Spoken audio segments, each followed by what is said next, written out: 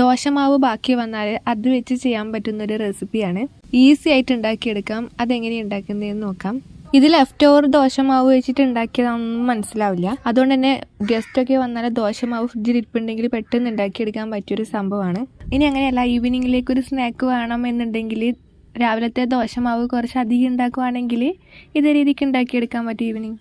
ഇതിന് യൂസ് ചെയ്യുന്ന മാവ് ഏത് തരത്തിലുള്ളതാണ്, എങ്ങനെ അരച്ചെടുക്കുന്ന മാവാണ് എന്ന് നമുക്ക് വീഡിയോയുടെ ലാസ്റ്റ് നോക്കാം. എനിക്കിവിടെ ബാക്കി വന്നിട്ടുള്ളത് 1 ഗ്ലാസ് മാവാണ്. ഇത് ചെറിയ ഗ്ലാസ് അല്ല, കുറച്ച് വലിയ ഗ്ലാസ് ആണ്. നോർമലി ചായ കുടിക്കുന്നതിലും കുറച്ച് വലിയ ഗ്ലാസ് ആണ്. ഈ ഗ്ലാസ്സിലേക്ക് ആവശ്യമായിട്ട് ഞാൻ ഇവിടെ എടുക്കുന്നത് 3 ടേബിൾ സ്പൂൺ തേങ്ങയും 3 ടേബിൾ സ്പൂൺ നിറയും ഞാൻ എടുക്കുന്നുണ്ട്. 3 ടേബിൾ സ്പൂൺ നിറയും മൈദപ്പൊടി. ഈ ഒരു സ്നാക്ക് മിക്കവാറും എല്ലാവരും കടയിൽ നിന്ന് വാങ്ങുന്നതാണ്. മധുരമുള്ള ഉണ്ണിയപ്പം ഇല്ലേ, പഞ്ചസാര വെച്ചിട്ട് ചെയ്യുന്ന ഉണ്ണിയപ്പം, അതിന് കണ്ണൂരപ്പം എന്നൊക്കെ പറയാറുണ്ട്. നിങ്ങളുടെ നാട്ടിൽ അതിനെന്താ പറയാന്ന് കമൻറ്റ് ചെയ്യണേ.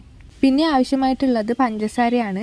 പഞ്ചസാര നമ്മുടെ മധുരത്തിനനുസരിച്ചിട്ടാണ് ചേർത്ത് കൊടുക്കേണ്ടത്. ഏകദേശം പറയുകയാണെങ്കിൽ നമ്മൾ എത്രയാണോ ദോശമാവ് എടുത്തിട്ടുള്ളത് ആ ഗ്ലാസിൻ്റെ ഏതാണ്ട് 1/2 to 3/4 ഗ്ലാസ് വരെ നമുക്ക് പഞ്ചസാര ചേർത്ത് കൊടുക്കാം. ഞാനിവിടെ പഞ്ചസാര മധുരം കുറച്ചിട്ടുള്ളതാണ് ചെയ്യുന്നത്. അതുകൊണ്ട് ഞാനിവിടെ ഒരു 6-7 ടേബിൾ സ്പൂണോളമാണ് ചേർത്തിട്ടുള്ളത്.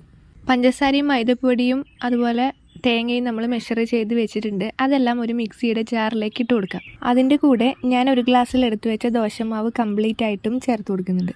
ഇതെല്ലാം ഒരുമിച്ച് ഫൈനായിട്ട് അരച്ചെടുത്ത് കൊണ്ടുവരണം. പിന്നെ ഞാനൊരു ഫ്ലേവറിനും മണത്തിനൊക്കെ വേണ്ടിയിട്ട് ഞാൻ അതിലേക്ക് ഏലക്കാപ്പൊടി ചേർത്ത് കൊടുക്കുന്നുണ്ട്. പിന്നെ ഇതിലേക്ക് കുറച്ച് ഉപ്പ് വേണമെന്ന് ആവശ്യമുള്ളത് കൊണ്ട് മാത്രം ഞാൻ ഉപ്പ് ചേർത്ത് കൊടുക്കുന്നുണ്ട്. ദോശമാവിന് ഇനഫ് ഉപ്പുള്ളതാണെങ്കിൽ ചേർത്ത് കൊടുക്കേണ്ട ആവശ്യമില്ല, ബോറാകും. ദോശമാവും ഇതെല്ലാം കൂടി അരച്ചെടുത്ത ഈ മാവിൻ്റെ കൺസിസ്റ്റൻസി എന്ന് വെച്ചാൽ ഇഡ്ഡലി മാവിൻ്റെ അല്ലെങ്കിൽ ഉണ്ണിയപ്പത്തിൻ്റെയൊക്കെ ഒരു കൺസിസ്റ്റൻസിയിലാണ്. അധികം ലൂസായി പോകരുത്, പിന്നെ ഓവറായിട്ട് ഇഡ്ഡലി മാവിനെ കാട്ടിലൊന്നും കട്ടിയായി പോകരുത്. ഞാൻ നോൺ സ്റ്റിക്കിൻ്റെ പാത്രത്തിലൊന്നും അല്ല ചെയ്യുന്നത്, അതുകൊണ്ട് തന്നെ വിറകടുപ്പിലാണ് ചെയ്യുന്നത്. ഇത് ഇരുമ്പിൻ്റെ പാത്രമാണ്. ഞാൻ ഇതിലേക്ക് സൺഫ്ലവർ ഓയിലാണ് എടുത്തിട്ടുള്ളത്. പാം ഓയിലിനോ ഏതായാലും വെജിറ്റബിൾ ഓയിൽ ഏതായാലും യൂസ് ചെയ്യുക. ഇനിയിപ്പം വെളിച്ചെണ്ണയായാലും നമുക്ക് യൂസ് ചെയ്യാവുന്നേ ഉള്ളൂ. ഇതെൻ്റെ ഫ്ലെയിം കൂടിപ്പോയതുകൊണ്ട് ജസ്റ്റ് ഒന്ന് കരിഞ്ഞ കളർ വന്നിട്ടുണ്ടായിരുന്നു. കഴിക്കുന്നതിന് കുഴപ്പമൊന്നുമില്ല, കാണാൻ വൈറ്റ് കളർ വന്നിട്ടില്ലായിരുന്നു. അതായത് ഇത് മീഡിയം ടു ലോ ഫ്ലെയിമിൽ ഇട്ടിട്ടാണ് ചെയ്യുന്നത്. ഹൈ ഫ്ലെയിമിലൊന്നും ഇട്ടിട്ട് ഇത് ചെയ്താൽ കരിഞ്ഞു പോകും, ഉള്ളു വേവാതെ ആയി പോകും. അതിൻ്റെ കളറും കരിഞ്ഞ് ആ ഒരു ഡാർക്ക് കളർ വന്നു പോകും. പറയാൻ വിട്ടുപോയതാണ്, ഞാൻ ഇതിലേക്ക് 1 നുള്ള് ബേക്കിംഗ് സോഡ അപ്പക്കാരം യൂസ് ചെയ്യുന്നുണ്ട്. ബേക്കിംഗ് സോഡ ചേർക്കുന്നത് കംപ്ലീറ്റ്ലി ഓപ്ഷണലാണ്. ആദ്യം നമ്മളൊന്ന് ചുട്ട് നോക്കുക, അപ്പം ഉണ്ടാക്കി നോക്കുക. എണ്ണയിൽ ഒഴിച്ച് അത് വേവുന്നുണ്ട്, നല്ല രീതിയിൽ സെറ്റ് ആകുന്നുണ്ടെങ്കിൽ അപ്പക്കാരം ചേർത്ത് കൊടുക്കേണ്ടതില്ല.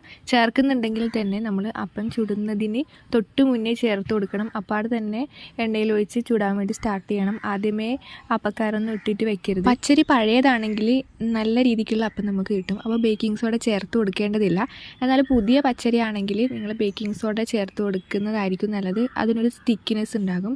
അതുപോലെ പുതിയ പച്ചരിയാണെന്ന് മനസ്സിലായാലേ, അപ്പോൾ ദോശയൊക്കെ ചൂടുന്ന ടൈമിലും ഒരു സ്റ്റിക്കിനെസ് ഉണ്ടാകും. അപ്പോൾ പുതിയ പച്ചരിയാണെന്ന് മനസ്സിലായിട്ടുണ്ടെങ്കിൽ അത് ചൂടുവെള്ളത്തിൽ കുതിർത്ത് ചൂടുവെള്ളത്തിലൊക്കെ കഴുകിയെടുത്താൽ ആ സ്റ്റിക്കിനെസ് കുറേ കുറഞ്ഞിട്ടും. ഈ ഉണ്ണിയപ്പം ഉണ്ടാക്കാൻ വേണ്ടി ഞാൻ എടുത്തിട്ടുള്ള ദോശമാവ് നീർദോശയുടെ മാവാണ്. അതായത് ഇഡ്ഡലി ദോശയുടെ ഉഴുന്നരച്ചിട്ടുള്ള മാവല്ല. തലേന്ന് രാത്രി പച്ചരി കുതിർത്ത് വെച്ചിട്ട് പിറ്റേന്ന് രാവിലെ അരച്ചിട്ട് ഉണ്ടാക്കുന്ന ദോശയില്ലേ, ചിലവർ രാവിലെ പച്ചരി കഴുകി അതിലേക്ക് ചോറും ഉപ്പും മാത്രം ചേർത്ത് അരച്ചെടുത്തിട്ട് ദോശ ഉണ്ടാക്കും. ഇത് ലൂസായിട്ടുള്ള മാവാണ്. എന്നാൽ ചിലവർ അതിലേക്ക് കുറച്ച് തേങ്ങ ചിരകിയതും അതുപോലെ ചെറിയ ജീരകവും വലിയ ജീരകവും ചേർക്കുന്നവരുണ്ട്. 1 നുള്ള് ജീരകവും ചേർക്കും. അതുപോലെ കുറച്ച് സവാള അല്ലെങ്കിൽ ഒനിയൻ, ചെറിയുള്ളി അതൊക്കെ കട്ടിയായിട്ട് ഇടുന്നവരുണ്ട്. ഇതൊക്കെ ചേർത്തിട്ടാണ് മാവ് ഉണ്ടാക്കുക. ഇത് യൂഷ്വലി ലൂസായിട്ടുള്ള മാവാണ്. മാവിൻ്റെ കൺസിസ്റ്റൻസി ഏതായാലും നമുക്ക് കുഴപ്പമില്ല. നമ്മൾ ഉണ്ടാക്കുന്ന ഉണ്ണിയപ്പത്തിൻ്റെ മാവിലേക്ക് പഞ്ചസാര ചേർത്ത് അരക്കുന്നതുകൊണ്ട് അത് നല്ലോണം ലൂസാകും. അപ്പോൾ നമ്മൾ എടുത്തിട്ടുള്ള 3 ടേബിൾ സ്പൂൺ മൈദപ്പൊടി പോരെങ്കിൽ കൂടുതൽ ചേർത്ത് കൊടുക്കണം. ഇനി മൈദപ്പൊടി കൂടി പോയിട്ടാണ് ഉള്ളത്, മാവ് ഭയങ്കര തിക്കായിട്ടുള്ളതാണെങ്കിൽ നമുക്ക് വെള്ളവും ചേർത്ത് കൊടുക്കാം. അതുപോലെ ദോശയുടെ മാവിന് ഒരുപാട് തേങ്ങ അരച്ചിട്ടുണ്ടെങ്കിൽ കുറച്ച് മാത്രം തേങ്ങ ചേർത്താൽ മതി ഉണ്ണിയപ്പം ഉണ്ടാക്കുമ്പം, അല്ലെങ്കിൽ അത് സ്കിപ്പ് ചെയ്യാവുന്നതാണ്. അപ്പോൾ ഇത് ഉണ്ടാക്കാൻ അത്രയും സിമ്പിളാണെന്ന് മനസ്സിലായില്ലേ. ബാക്കി വന്ന ദോശമാവ് വെച്ചിട്ട് ഇങ്ങനെ ഒരുപാട് കാര്യങ്ങൾ ഉണ്ടാക്കും. അതിൻ്റെയൊക്കെ ലിങ്ക് ഞാൻ ഡിസ്ക്രിപ്ഷനിൽ കൊടുത്തേക്കാം. ഇതുപോലുള്ള യൂസ്ഫുൾ വീഡിയോസിന് വേണ്ടി ചാനലൊന്ന് സബ്സ്ക്രൈബ് ചെയ്യാൻ മറന്നു പോകരുത്. അതുപോലെ വീഡിയോ ഇഷ്ടമായി ലൈക്ക് ചെയ്യാനും നിങ്ങളുടെ അഭിപ്രായങ്ങളും നിർദ്ദേശങ്ങളും കമൻറ്റ് ചെയ്യാനും മറന്നു പോകില്ലല്ലോ. മറ്റൊരു യൂസ്ഫുൾ വീഡിയോയിൽ വീണ്ടും കാണാം.